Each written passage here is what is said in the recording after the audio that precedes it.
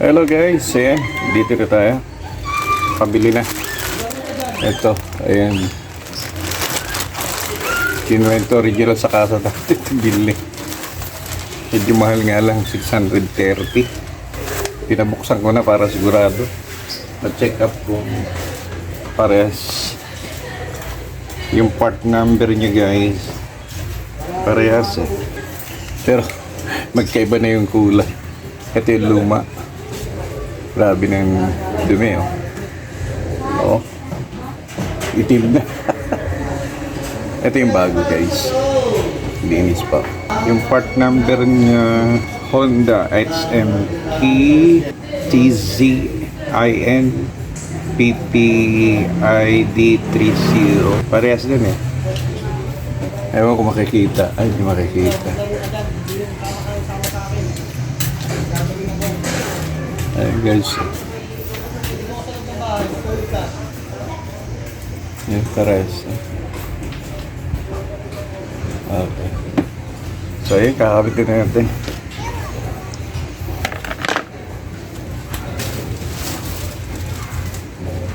Ay. Yung tatlong pamilya. Sinarado muna natin kanina guys kasi bumili nga ako ng parts.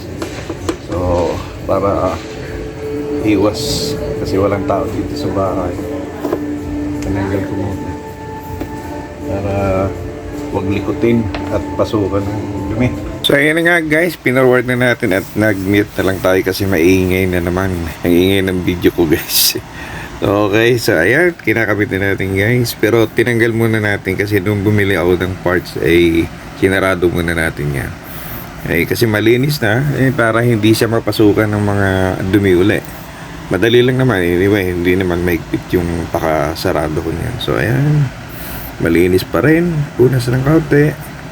Eh, 3 tornilyo lang naman yan guys, yung nandyan sa pagkakabitan niya ng bago nating air filter. Yun. Okay, 3 tornilyo siya. Higpit lang. Tamang higpit lang guys, kasi plastic lang naman yun eh. Okay. So ayan. Madali lang namang magkabit actually guys eh. Hindi naman nakakatakot. Oo, ayan. Punas uli eh. So yung tinuturo ko guys, kailangan magsakto yun doon kasi may parang kanal-kanal doon. Pag hindi nagsakto yun, hindi siya lalapat na maigi. So ayan. Tornilyo, ilan ba yun? 6 yata. Hindi ako nagkakamali. So ayan. Higpit. Hindi na natin ginamitan ng yung ang tawag nun. Basta. Okay, hindi ko maalala kung ang tawag nun. Yung parang ba rin guys, sinalagyan ng bala. Ayan na yun. Okay, yeah, higpit lang. Wag naman masyadong higpit kasi baka lalong malustrade naman siya.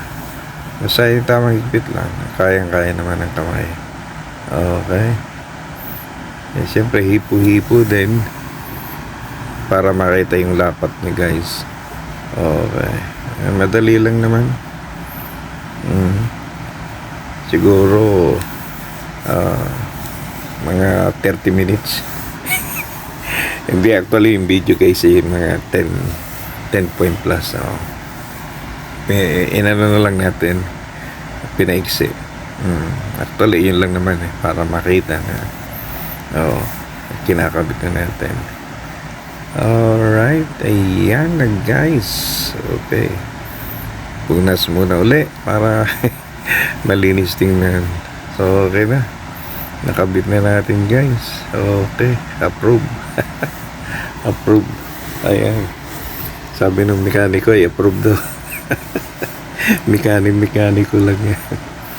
So ayan guys, so sa mga gusto mag DIY, nakatipid na kayo, natuto pa kayo guys. So kailangan mag-invest lang tayo ng gamit para hindi masira yung gagawin natin. Mahirap na. So ang next project natin guys ay yung CBTIC para malinis natin.